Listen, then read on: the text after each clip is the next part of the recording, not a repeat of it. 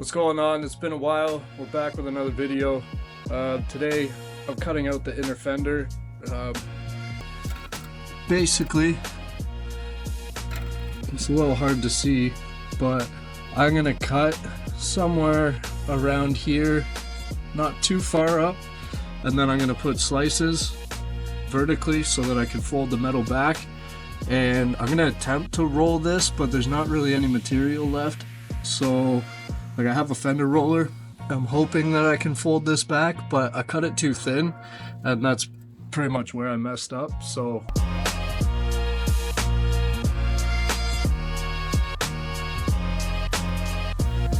now that that's mathematically measured for engineering purposes, we're gonna go ahead and cut that out, put our vertical slices in, and fold it back.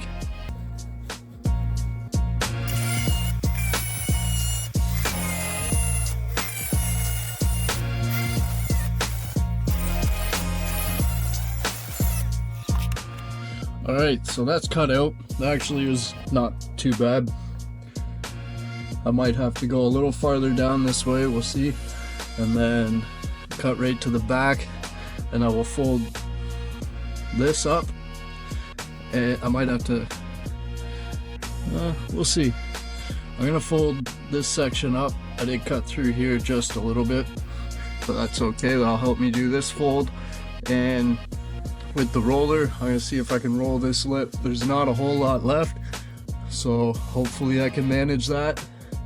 Like I said, if not, I'll grind this a little bit thinner, and then I'll layer fiberglass across the inside here to try and give it some strength. But I mean, even right now this isn't moving, it's all solid, so I'm not worried about it. So I got the fender roller here. I put a little bit of pressure on it just to get it started. I didn't heat it, but I don't think it matters because the piece is so short that it's going to pull the paint anyways. I mean, I've already repainted half the car, but I have a little bit of body work to do on the back end, so it's going to get painted at some point. I was hoping not to crack any of this, but with how small this piece is, I don't think there's any way around it. I think it's going to crack no matter what, but heat gun and roll it. And I mean, it did start. I think it's going to fold, maybe. We'll see.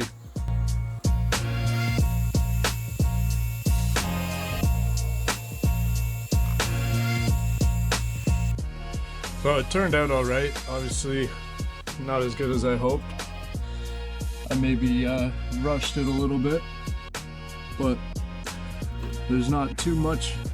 There's a little bit of a gap there. It just won't flatten out, and feel like I'm putting a little too much pressure.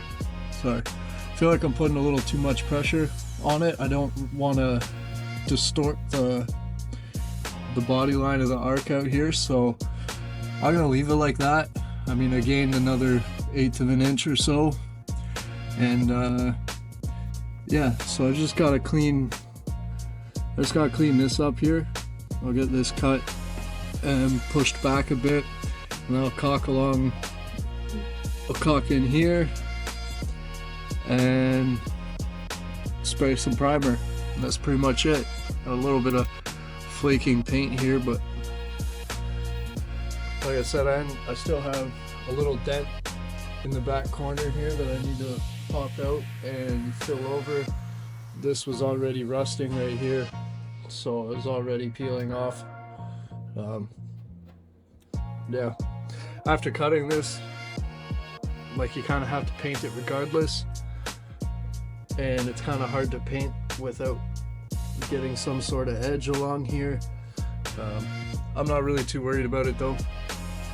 It's probably gonna get rubbed off by the tire anyways, so we'll go with it.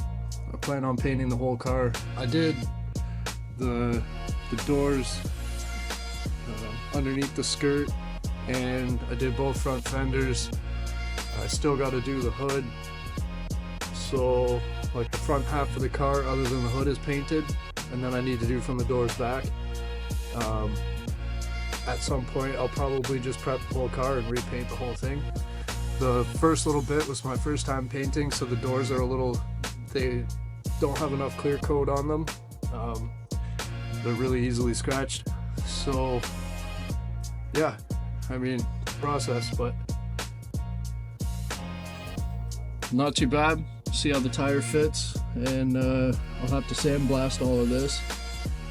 But like I said, that's why I'm not too worried about the paint. There's still lots of work to do, and I don't really drive the car very often, so I'm not in a rush. Yeah, I'll show you the finished product.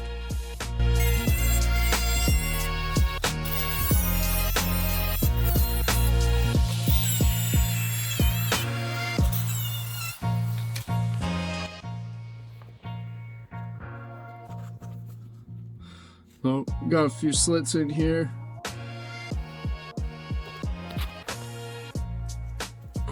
Trusty mallet.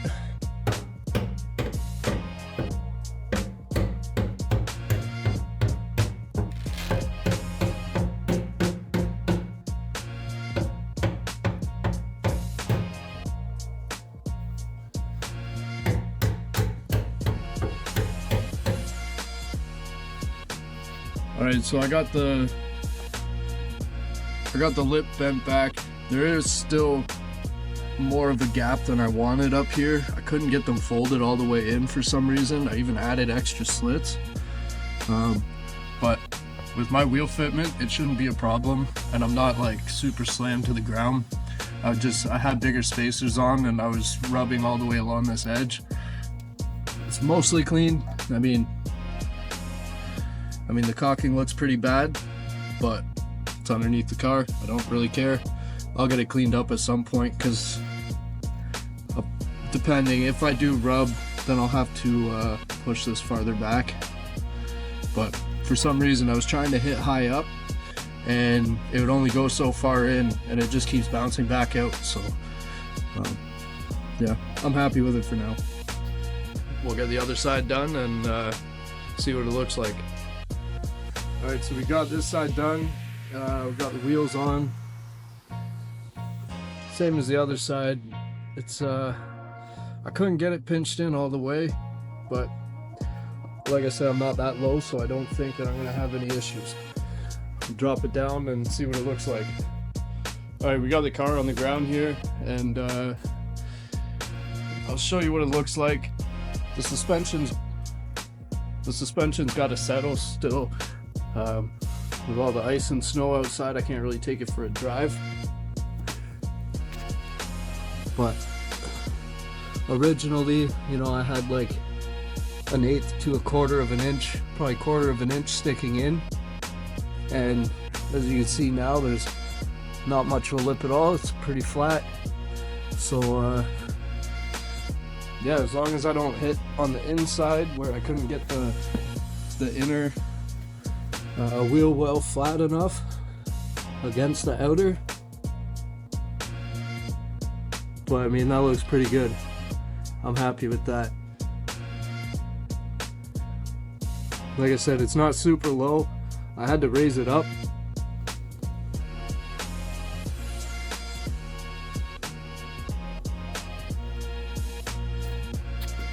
Not much to it, pretty simple job.